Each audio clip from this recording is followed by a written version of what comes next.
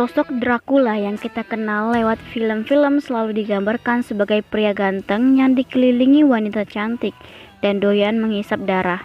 Ia juga sangat kuat dan bisa bertransformasi menjadi kelelawar untuk berburu mangsa di malam gelap. Air suci, peluru perak, dan bawang putih adalah hal yang paling dibencinya.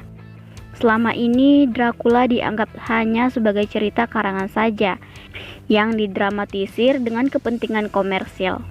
Namun faktanya, sebenarnya sosok Dracula ini sebenarnya memang ada.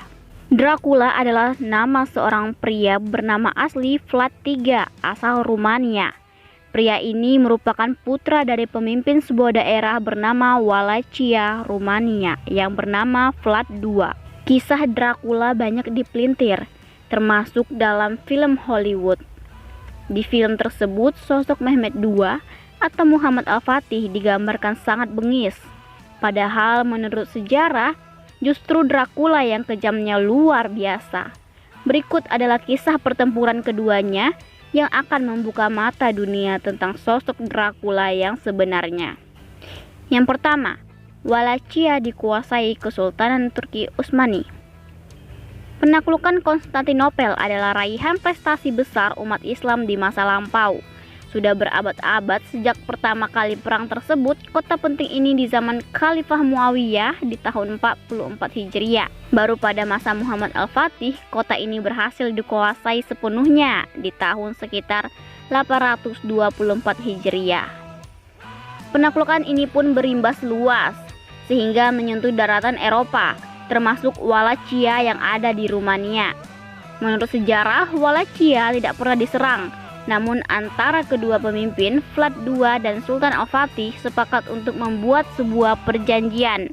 Intinya, tempat ini masuk dalam kekuasaan Islam dan Wallachia harus memberikan jizyah atau semacam pajak. Selain soal jizyah, Sultan Al-Fatih membuat sebuah kesepakatan cerdas agar daerah ini tidak bisa mudah lepas atau memberontak. Ya, Sultan meminta 2 orang anak Vlad II untuk dikirim ke Konstantinopel untuk belajar Islam. Kedua anak Vlad II ini bernama Vlad III atau Dracula dan Radu Kelfromos. Kedua pemuda ini pun dikirim ke Konstantinopel dan jadi orang hebat. Radu bahkan menjadi seorang muslim yang kemudian diangkat sebagai panglima perang. Vlad III masih tetap dengan agama aslinya, bahkan ia makin membenci Islam dan Kesultanan Turki Utsmani seperti yang didoktrin sang ayah sejak kecil. Ketiga, rencana busuk Dracula. Dracula memiliki impian. Suatu ketika ia akan jadi pemimpin tertinggi di Wallachia dan ganti menyerang Islam. Siapa yang menyangka jika cita-cita ini menunjukkan titik terang? Diceritakan jika Vlad II dikudeta dan mati. Untuk mengisi kekosongan pemimpin, maka dikirimlah Vlad III atau Dracula ini untuk menggantikan posisi ayahnya. Sebelum hal tersebut terjadi, pasukan Turki Utsmani berjibaku dengan pihak pengkudeta, hingga pada akhirnya berhasil ditumpas dan Dracula pun menjabat. Alih-alih berterima kasih, Vlad III pun justru merencanakan untuk menghancurkan balik umat Islam. Setelah Vlad III menjabat seperti yang seharusnya, Sultan mengirim utusan untuk menagih jizyah atau pajak. Alih-alih dibayar, Dracula justru membunuh utusan ini dengan sangat kejam. Ia memaku kepala sang utusan gara-gara ia tak mau melepas turbannya. Berita ini diketahui Sultan dan membuatnya khawatir. Sultan pun mengutus sekitar 1.000 orang untuk menyelesaikan masalah ini.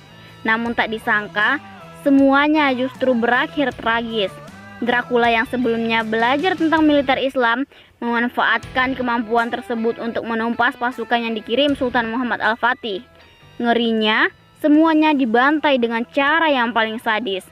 Para pasukan muslim ini ditusuk dengan kayu besar dari belakang sampai tembus ke atas.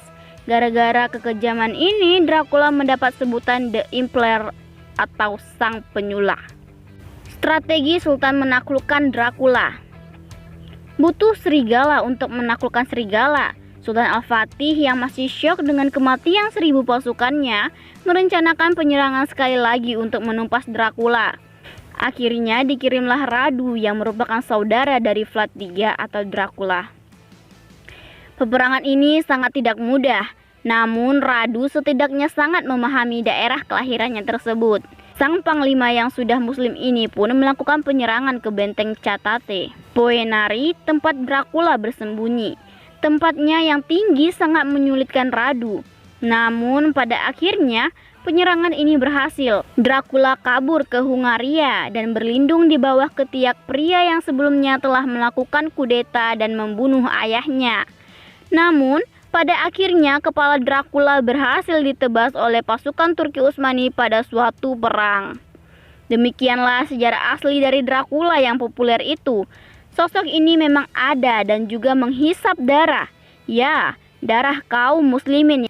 Meskipun sangat kejam, namun di negara asalnya sosok Dracula atau Vlad III ini justru disanjung dan dipuji bak pahlawan negara. Deretan film-film juga seakan menggelintir kebenaran ini dan membuat dunia terkecoh akan sosok Dracula yang sebenarnya.